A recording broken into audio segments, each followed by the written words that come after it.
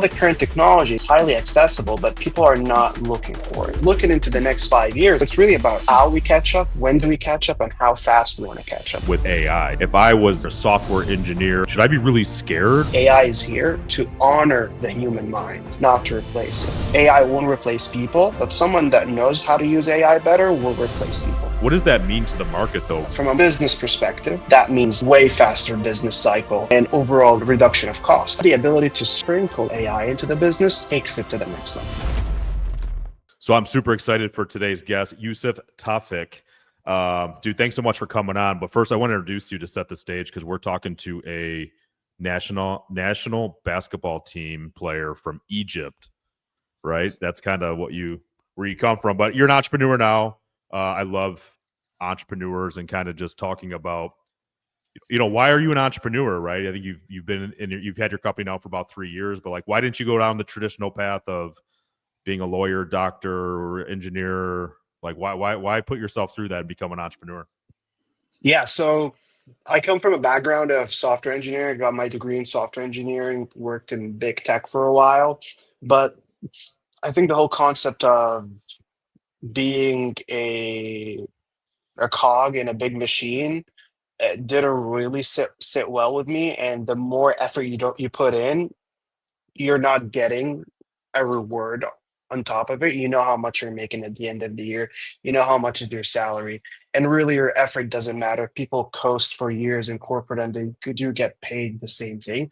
So honestly, that whole not being effective, not being really putting putting something out there in the world didn't sit well with me. So that's why I looked into entrepreneurship, and yeah, that works for me really, right? But that's kind of scary, right? Because some people love that predictable. I know I'm Yeah. going to get at the end of the year. I know how much time, energy, effort I need to invest. Like going out on your own could be scary, right? Because that could be a big fat zero or lose everything you have. Or like, how'd you get in that mindset of like leaving that predictable model? I don't know. Honestly, I've been a risk taker for a long time, and I trust myself in the sense of I know that whatever work you're gonna put, it's gonna pay off. Maybe in a way that you don't think is the best way for you, but it's gonna pay off a way or a way or another in your personal life, in your professional life. Because I believe, if anyone put in work into something, they're getting a payoff either or. Like it's not debatable. It might not be in the thing that you think you want, but it might be something better, and usually it's always something better. So honestly, for me, it's putting honest work. It's putting the right amount of work, the right amount of dedication into something, and it will pay off. That's at least in my opinion. So I love it, right? You have to, well, I hate to say you have to, but I feel like I have to believe in myself. Like if nobody believes in you, you have a lot of people rooting for you, some rooting against you. If you can't believe in yourself, right? Like how are you, like I think mind over matter, right? But in that entrepreneurial switch, right? Like how did you first, what did you see in the marketplace? Because I also feel personally you have to believe in yourself and you have to have a vision. Yeah. And like for me, it's like what problems are you solving? Like, what was your vision to, you have Revi, which we're going to dive into, but, you believed in yourself to do something and now you're sitting in Revi. What was that vision you had? Look, when you're in technology, you feel that everyone is caught up, everyone is using the latest and greatest, everyone is up to date. But really, when you look into what's really happening in the business world, you see that everyone needs to catch up. Everyone thinks that they are really there out there, and there is like, oh, we use the best and latest technology. But really, when you dig deeper into them and what they do, you guys are your guys are pretty late. Like there's a lot of work to be done here. So that's really the demand or the gap that we've seen in the market, or I've seen in the market, where it's like, okay, I'm a software engineer. I know the latest and greatest types of technologies out there. I use them myself. But when you look at an SME or small medium sized business, there's a lot of work to do there. Only the enterprise level companies are out there and actually utilizing the latest and greatest technologies. But everyone else, they're still in the pen and paper Excel sheet type of era, and we're in 2025 now. So that has been a very, very apparent gap and an issue with the market globally, not even only in Egypt or the United States or in Europe, everywhere. What's interesting to me, right, as an entrepreneur, like you mentioned, we're in 2025. I started around like 2006, and at some point, I thought businesses would be like buttoned up, and at some point, businesses would have it figured out. But I think maybe I'm a little smarter, more experienced as I sit today, but I feel like I talk to so many businesses that they don't even have a proper CRM. They're not doing the most basic things from a marketing perspective. So, like from a software perspective, I look at the world from '06 till now, like, oh my gosh. But especially from now until the next 5 years and some of the things that are coming down the pipe, talk a little bit about that because I used to tell people back then, you don't want your sister's cousin's brother managing your marketing, right? Because things are Yeah, complex. The joke today is that person can because all the software and all the technology out there. But in your world, like, how do you even wrap your mind around that as a small business? And how do you even begin to get started to figure out what's going to make the biggest impact and what you actually even need to do? absolutely. So as you mentioned, it's really the illusion of, oh, we have everything's buttoned up, but really comes with education, or the let's call it the temporarily ignorance. People right now are not ignorant; they're temporarily ignorant. So with that means that the information is available, but no one knows. So they haven't accessed it yet. So with all the current technologies, it's highly accessible, but people are not looking for it. And when they start to look for it, they start to have conversations with people like us. It's like, okay, we want to start to implement, let's say, for example, AI. We sit down with them, we uncover what's happening, what they're doing, how are they doing their internal processes. But then we discover that you guys are stuck in still in '06. You guys are still using pen and paper for this. You guys are still having a secretary sitting down and manually sorting through a list of people, calling them on the phone to do specific things, even though this could be highly automated. So, with that, looking into the next 5 years, I think the next 5 years won't be a huge boom in technology for the latest and greatest. I think for the next 5 years, it's going to be those businesses trying to catch up and trying to reach 2025.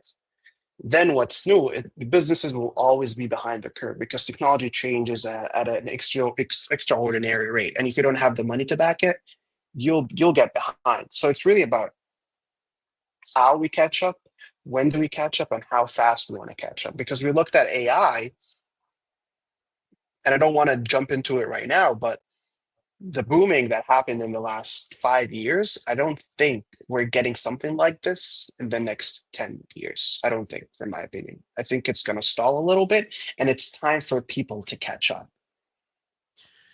Yeah, it's interesting. So, like, your background software development and I have this vision of if you're a software engineer, like you were trained on code and maybe PHP, C plus, what have you, like that's not my forte, but like what does this mean just to be like a software company, right, with this behemoth that's now here, which is AI? So like if I was to write code, should I be really scared or is this a really big opportunity? I think history repeats itself. If you think a few years back at the Industrial Revolution, people in any factory, they used to do all the processes on a very manual basis. They used to knit, they used to put metal together, and it was a very slow supply chain. As technology evolved, as we have machines and we've created engines, that automation process, it didn't remove those people, or those people are not now jobless. No, it evolved them. And something that I always say for people when they talk to me about the future of AI and how it's risky to the human mind or to humans, I feel that AI is here to honor the human mind, not to replace it. Because the human mind is so powerful, it should not be doing things that AI can automate. So when we're talking to business owners, like, oh, AI will replace us, even software developers, even in my team right now, and the team that we're actually leaning into AI because the more you lean into AI, the more productive you are, the more that you'll be able to push out, the faster you'll be able to push out, the more efficient you'll be able to push out. So it's really people won't replace AI won't replace people, but someone that knows how to use AI better will replace people. That's interesting. I met a guy yesterday. I got to share this with you because coming from software, so he's an attorney. And I was talking to him and I said, hey, I said, I had this like really complex legal document that I used ChatGPT, right? And said, hey, I'm looking at this, this, and that. And it analyzed it, gave me all the feedback.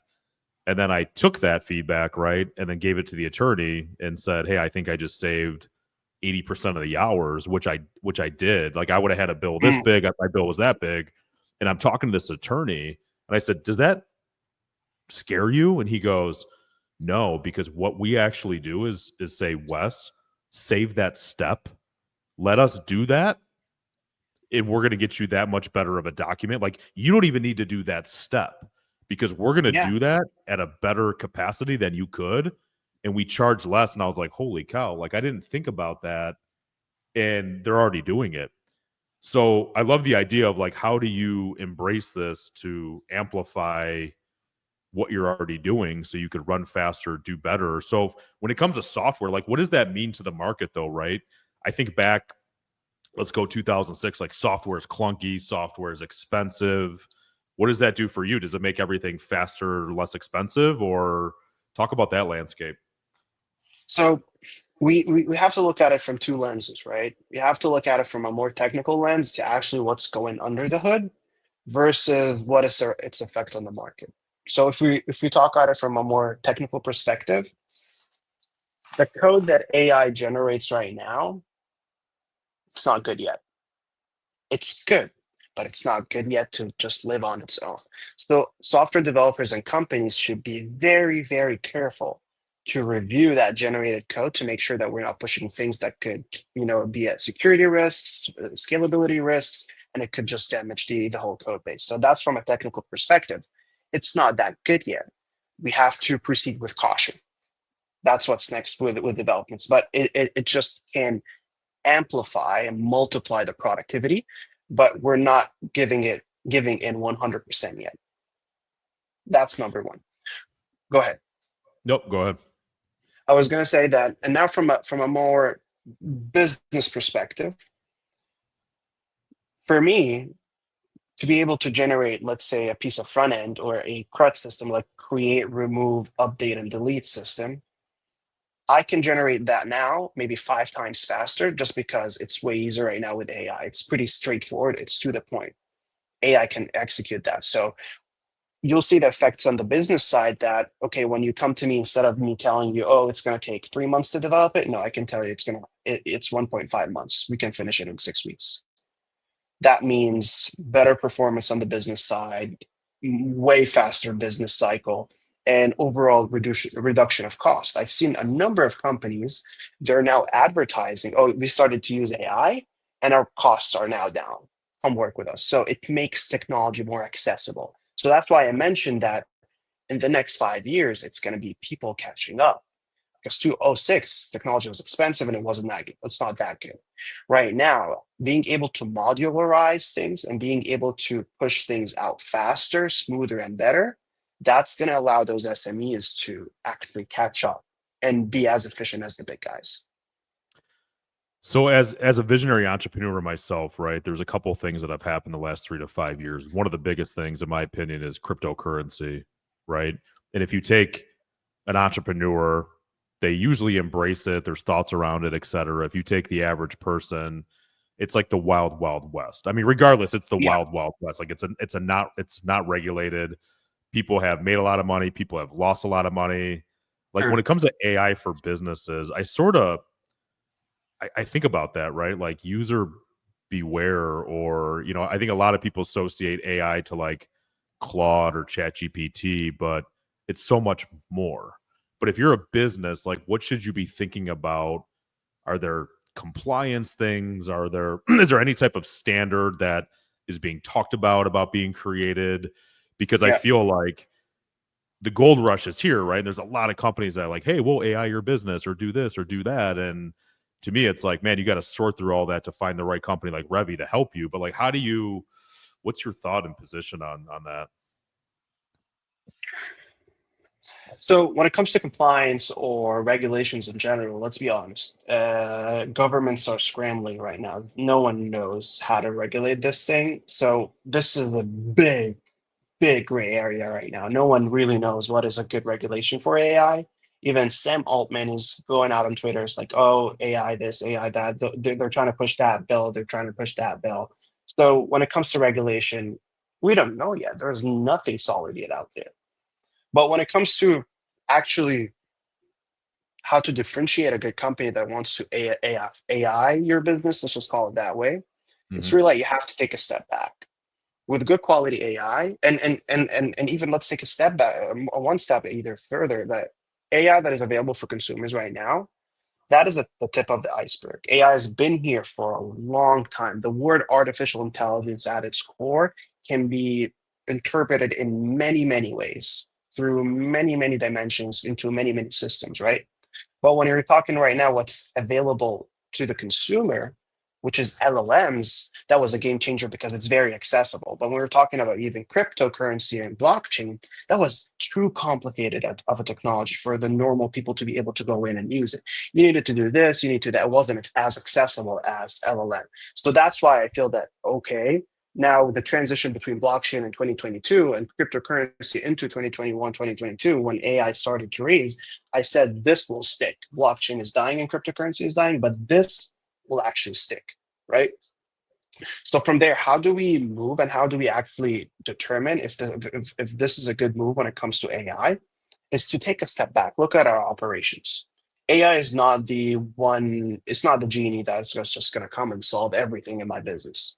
When you're interacting with any AI model, the most important thing is actually the quality of the data that you're pushing it into it and how it reasons with it. And let's just call it the quality of the LLM is the quality of the data that you're pushing it through. What are the prompts that you're sending it to? So the first step when you're interacting with any business, how are you guys collecting your data? How are you automating the process? What type? The reports that you guys are generating, how are you generating it? Is it a piece of paper that someone signs on it physically? Is it in an Excel sheet that has some mathematical formulas? How do you really take that? So it's really the setup first, make sure that the business is up to par with their technology, and then the ability to sprinkle, let's just call it sprinkle AI into the business, takes it to the next level.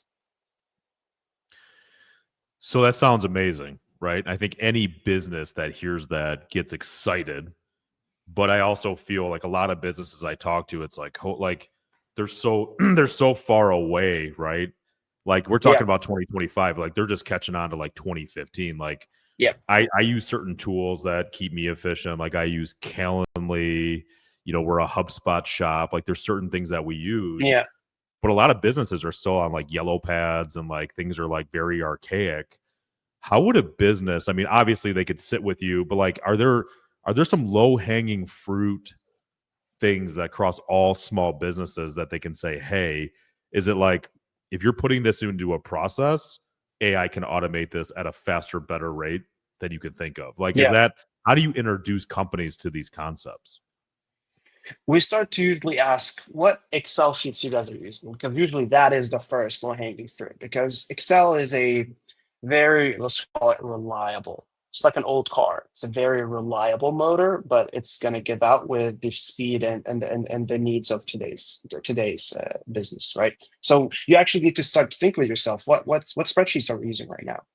So from there, okay, we're using the spreadsheet to track inventory. So we need an inventory system to actually track it well, to make sure that everyone has access to that. It's a centralized database. That's one. How are we tracking our customers? Is it a notepad that we're just writing on it? You need a CRM.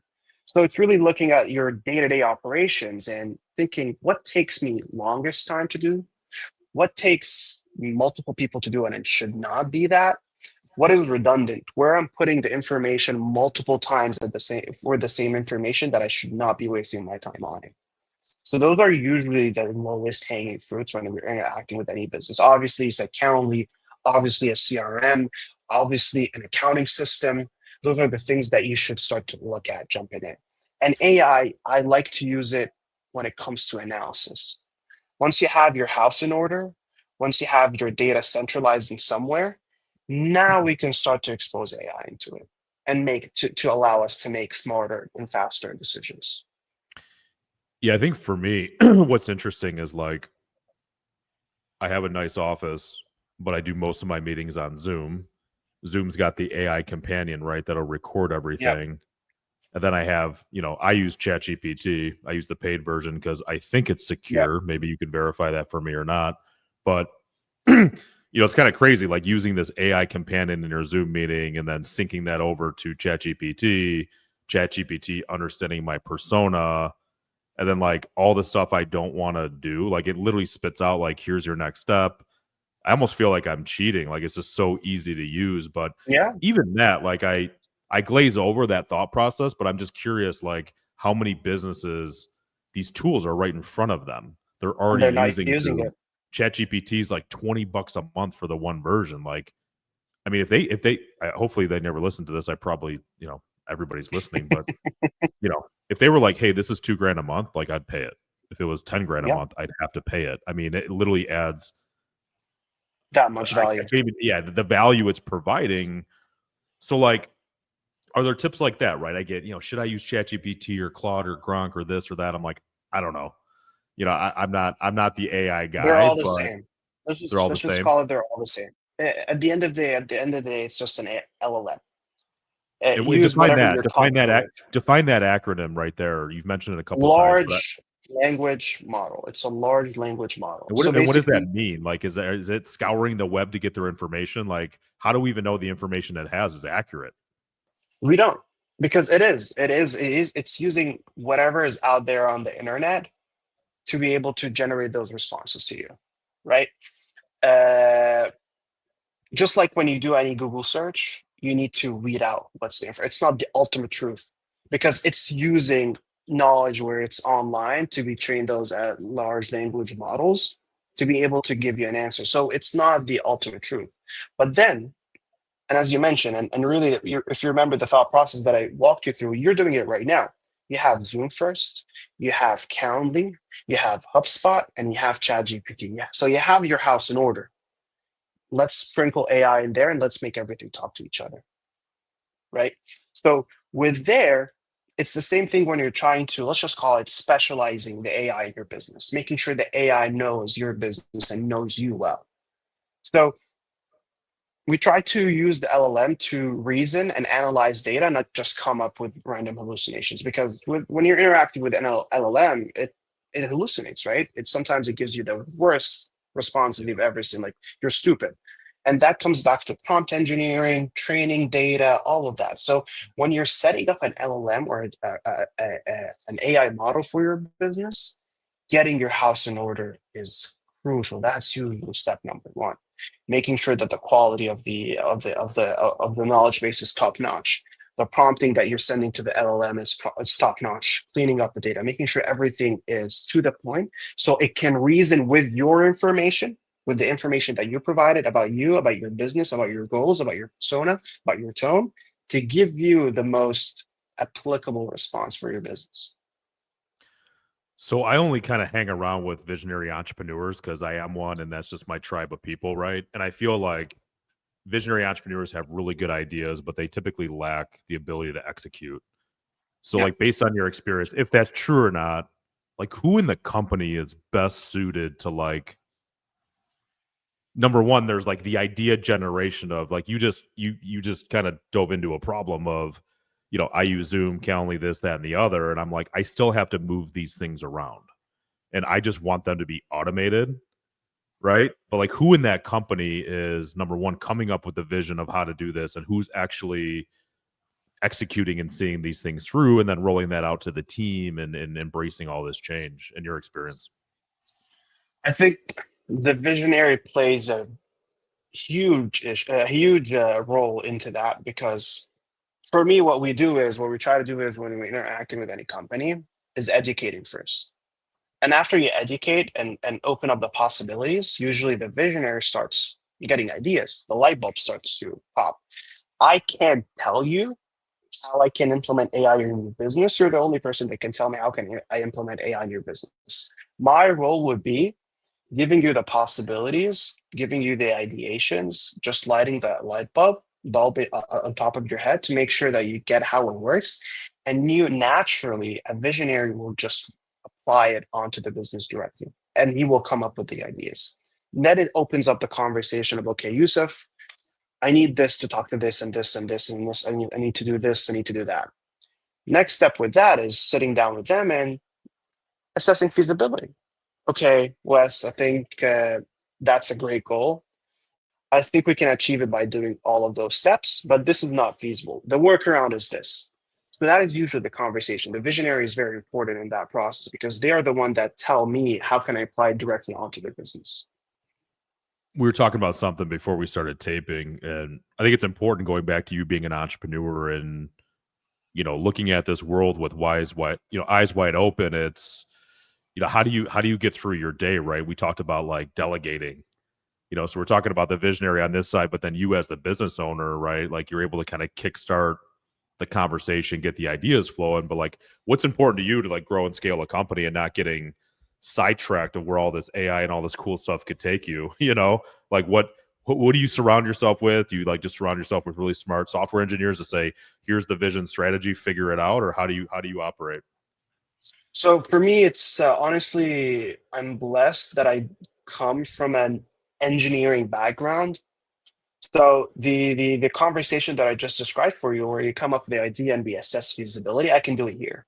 So it kind of goes directly into people that is already, we have this idea, that's how we're going to do it, that's the architecture of the system, and that's the tools that we're going to use.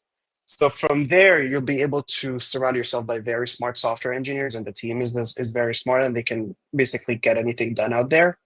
And once you delegate to the right people, get the design people in, get the development people in, get the backend team in, put the architecture in, you have the right elements of actually going in and executing on that vision. Because usually I believe that technical founders have that upper hand on top of non-technical founders, because the non-technical founders always need a technical founder next to them. But technical founders, they can just roll with it. So let me ask you a question then, just kind of focusing in on you at Revi as an entrepreneur in AI. Like, you're able to solve some massive problems and create massive value. Like, does that shift your thinking away of like how the future of business is generated, like versus like getting paid for a project versus taking an equity stake in a company? Or what is it? I mean, it's got to change your perspective a little bit about the traditional way of how business has been done. Because if you're able to like get a company to 10x within a year or two, right? But you're like, oh, it's $10,000 for this project. You're like, oh, well, that didn't feel great, right? How do you Yeah, think yeah, about yeah. that? I'm just curious as an entrepreneur how you're sort of thinking about that. So currently, our job is to develop solutions.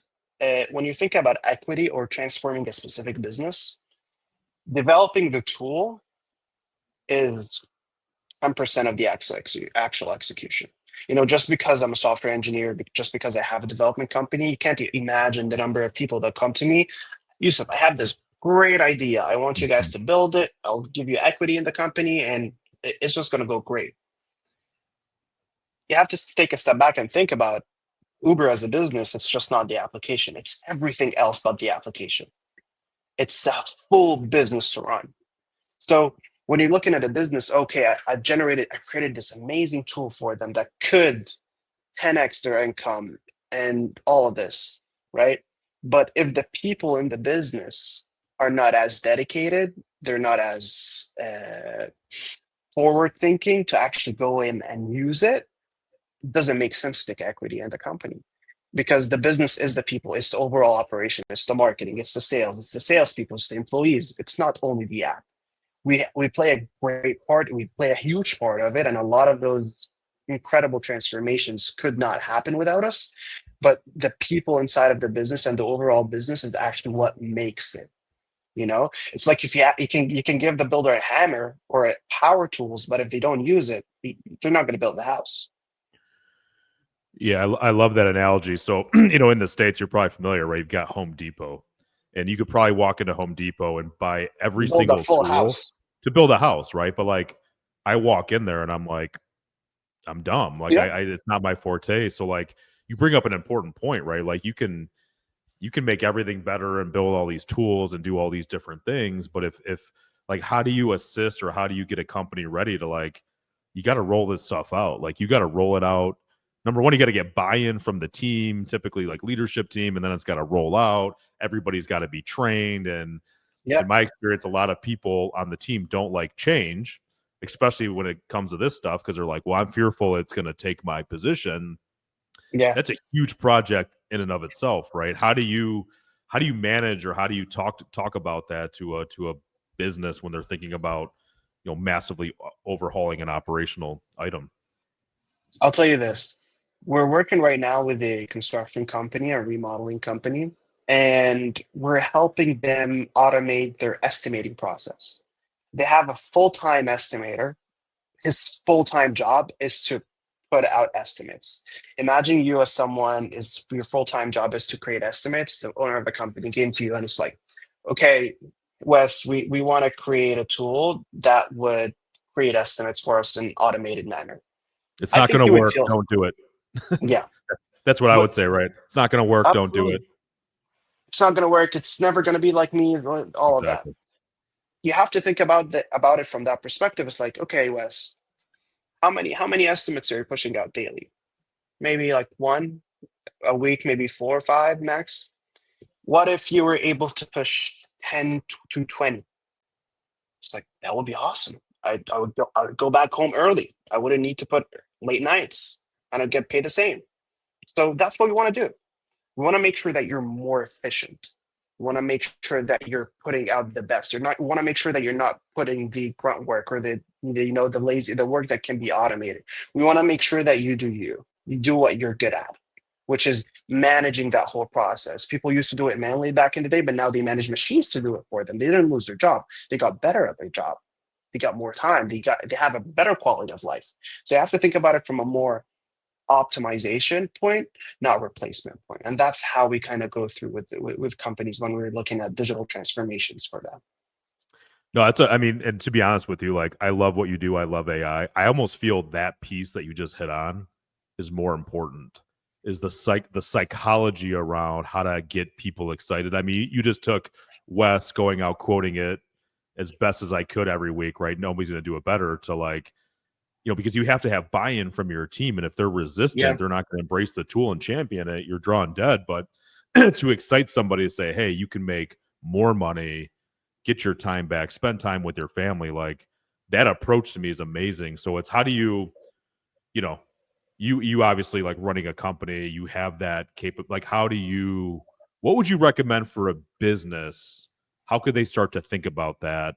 Because I think they have to look at that other side equally, as this is going to solve a lot of problems, but how do I humanize it to, like, speak that, like, is there any tip or trick or clients you've worked with where you kind of, somebody's got a good ability or way to do that? Or is that your secret sauce? no, no, I think it would be very helpful for people to be able to be at peace with it, right? At least I would say educate yourself about it.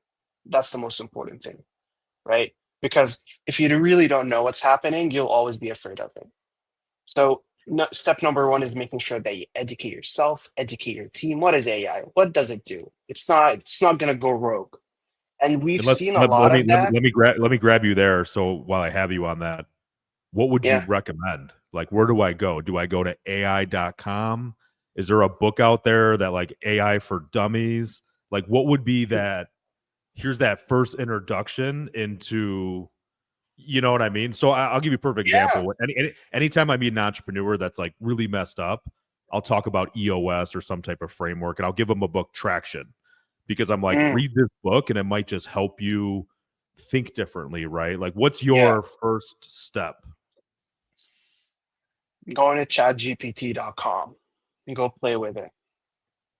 Go make it write a LinkedIn post or a Facebook post. Go ask it questions, right? once you're comfortable with that, being able to jump into, for example, open AI's documentations, like what are they talking about AI? How are they talking about it? And also, as I can, for the listeners, I can send a quick presentation on AI 101. AI No, 101, where basically I think that would be very helpful to really understand how it works in the back end and ease into how can we use it in our day to day. no, I love that because I think that's step one. I would love to ask from your opinion. I don't even know how many people are in the world, 7 billion. Maybe I'm way off, but like, how many from a percentage perspective do you think have actually gone on ChatGPT? Are we talking like 90% of people or 10% of people? I think that's a big global scale. Like we're talking like global issues here. Like some people don't have access to internet. True. So, Right, let's drop so let's drop the top 20%, the bottom 20, and then just on those yeah. people in the middle. Honestly, I'm not sure, but it definitely became way more accessible to people, especially in the B2B space. As I mentioned, 2025 is the catching up phase. So they now see successful examples of people utilizing AI in front of them, and they're like, "Oh, I wonder if I can do that," and they can start now going into it. So I wouldn't be able to give you a percentage, but I can tell you that in the next few years, that's where you see everyone using it very very soon.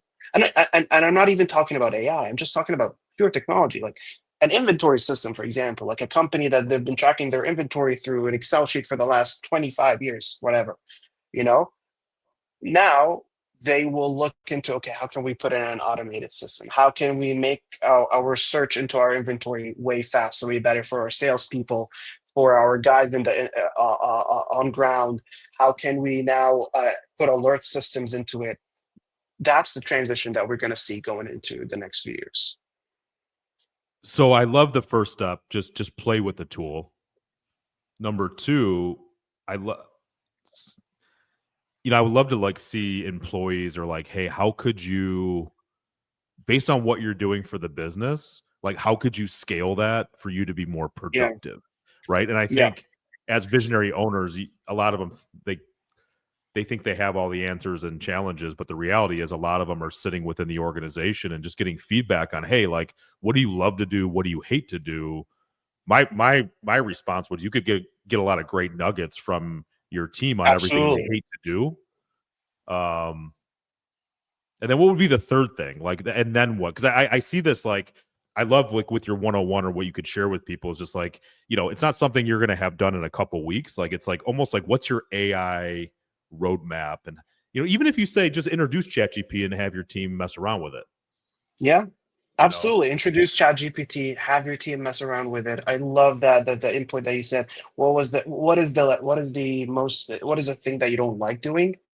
And invite them to try to automate it via ChatGPT, via any automated system online, and iterate on that.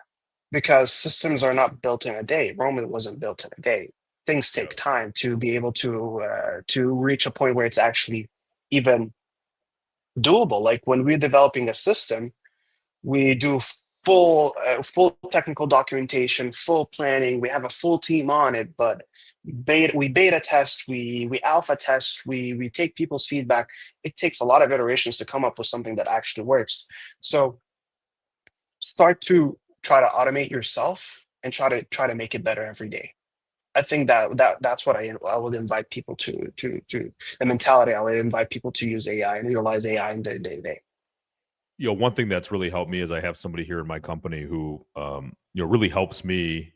Like I need AI and a person. Yeah, And I think what's really cool is up until this point, as a visionary, everything makes a lot of sense in my head, and I've had a hard time like taking that and documenting that. So I've had a hard time working with like an assistant or people. But what's been really cool is putting my persona into exactly. ChatGPT. And now when we work together, a lot of her interaction is not coming to me; it's coming to the AI on like how Yeah. I would respond and like that to me is like just insane. And like she is just able to move so fast and add so much And if you value. think about it, It takes us back to setting up the environment for the AI to succeed, getting your house in order, giving the AI the right information it needs, and it will soar afterwards. It takes us back to the same back step. The beauty, like, I actually had an email this morning, and she was like, "Hey, you need to do this thing." Well, like, everybody has it. Like, oh, great! Like, I'm paying somebody to tell me I need to do this thing, but she actually took a stab at it and was like, "I've already drafted it for you. Like, just take a look at it." And I'm not even kidding. Like, I had no changes, and I'm like, I had a tear in my eye. I'm like, this is unreal. Finally.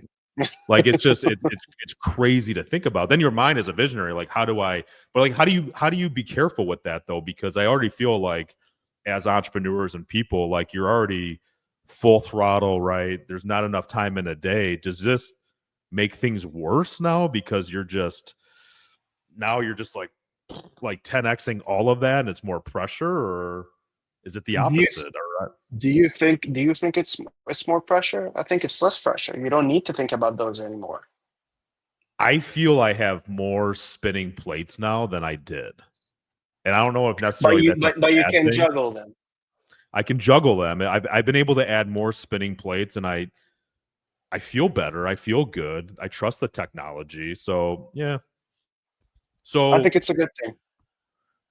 so Youssef, man, your wealth of knowledge. You mentioned something about AI 101 or something. If somebody's listening and they're like, I want to dip my toe in something with share, like how do I just have an exploratory? Like I think you're a cool guy to just you add a lot of value, right? So I think having a conversation with somebody, like what's the best, easiest way for people to get in contact with you? Yeah, absolutely. They can go on our website, revi.agency, revi.agency. You can send us a message, shoot us a message there. We'll come to us directly. And yeah, that's it.